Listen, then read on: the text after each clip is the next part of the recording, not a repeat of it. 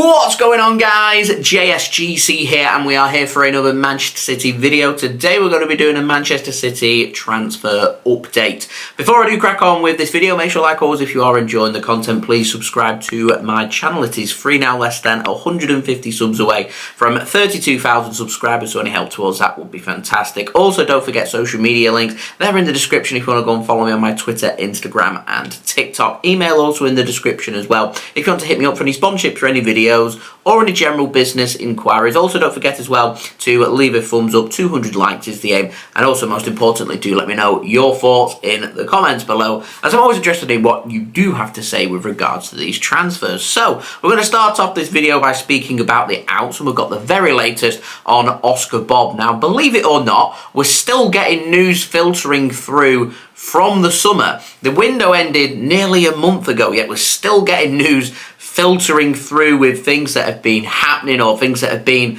working on in the background, or things that just haven't materialised. And that's exactly the same situation here with Oscar Bobb. I was made aware very close to transfer deadline day that there was interest in Oscar Bobb. So what's being reported here doesn't surprise me, by Mike McGrath saying that Ajax and FC Porto both wanted Oscar Bobb from Manchester City on loan. Both of these teams were willing to register him for European games this season.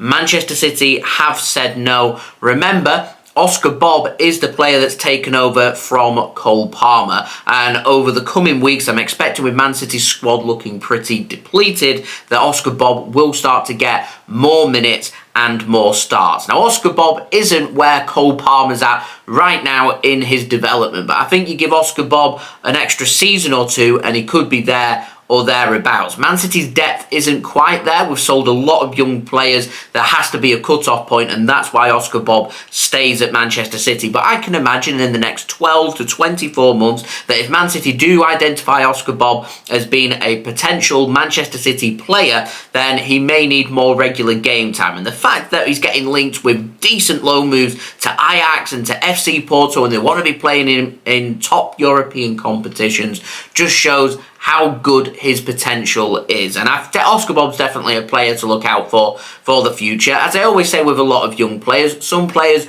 will make it at Manchester City, some players will not. And that's the direction Man City are going in when it comes to young players. Either you make it to the first team or you're sold for profit. Sounds quite brutal, but that's just how it is. Oscar Bobb excites me. He's a decent player. Man City have said no. They want him to do a full season with the first team squad, and I imagine they'll assess the squad, they'll assess Bobb's development, and they'll move on from that next summer to see what we want to do.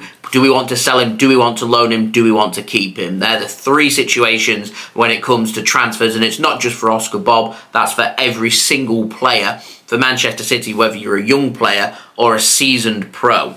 Now, moving on to the final story of the outs, takes us on to a really interesting update on Kalvin Phillips. Now, Fachajes, they're a media reporting company somewhere, I don't know. I don't think this is the most reliable bit of information that's come out, but I do think that what they're saying is very important, and I also think that what they're saying makes a lot of sense. Now, they're saying that Arsenal, they're interested in signing Kalvin Phillips from Manchester City in January, and the most interesting part is the price, by saying that City are looking for around 55 million euros, which works out at around £50 million, which is a decent amount. And I think any club comes into City for £50 million for Kalvin Phillips, I think Man City will sit long and hard and really think about that. Now, in an ideal world, we don't want to sell Kalvin Phillips to a Premier League title rival. And right now, Arsenal could well be a Premier League title rival. Kalvin Phillips, when it comes to his future, has to think about what's best for him. He has to think about if he wants to be on that plane in June to Germany for the European Championships with England, he needs to be playing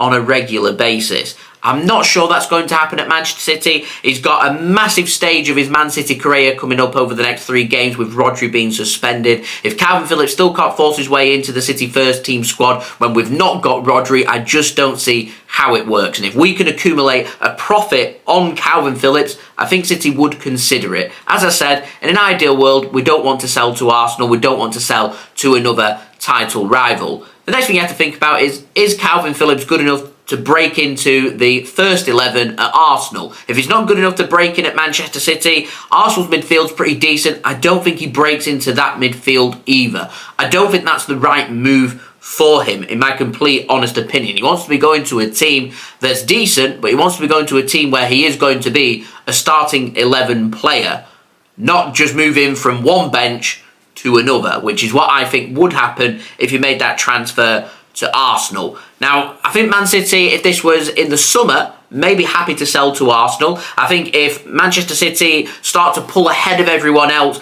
by some distance by January, Man City may be tempted to sell to a Premier League title rival, in particular if he's just going to be a bit part squad player. Man City may be tempted to do the business. But once more, it's interesting to see what happens with Kalvin Phillips. We're going back to that good old depth for Manchester City. Any players that are sold by City, whether that be in January or next summer, will need replacing. And if Kalvin Phillips leaves in January, we will need another central midfielder. There's money to spend there for City, and if we can accumulate a good amount for Kalvin Phillips as well, then that could just mean Man City do maybe something we don't normally do and do a serious bit of business in the winter market. Problem you got with that, a lot of teams don't want to part with their prize assets in the middle of the season.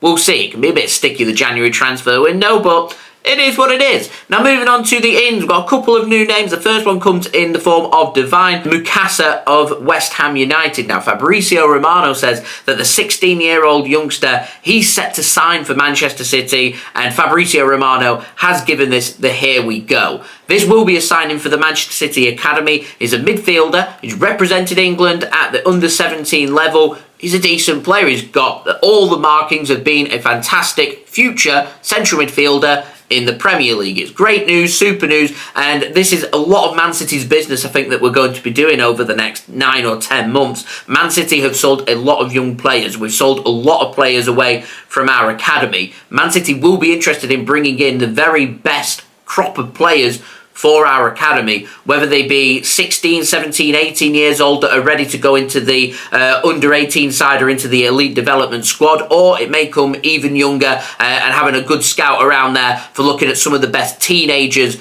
in the world as well. That's what Man City will do to keep that conveyor belt of our academy going. And Divine Mukasa is no different, looking like he's going to be signing for Manchester City, which, as I said, I think is fantastic news. And the other young player that Man City is set to add to their team is young goalkeeper from Sunderland called Matty Young. Now, he's a 16-year-old goalkeeper. He's currently, this is very impressive, at 16 years old, Sunderland's third choice keeper. He's a regular in their under 21 team already, and Alan Nixon says that Man City are interested in keeping tabs on him. As I've said, City have let a lot of players leave this summer from our academy for profit, and because of that, it means there's space in our academy for some of the best young players in England, in the UK, and around the world as well. And I think this is the direction, as I said, over the next 9 or 10 months that City are going to try and pursue when it comes to additions to our team. Maybe a little bit of business with the first team squad as well. I'd be surprised if it's any more than one player out and one player in January. Even that might be unlikely. But in terms of the young players, bringing them in,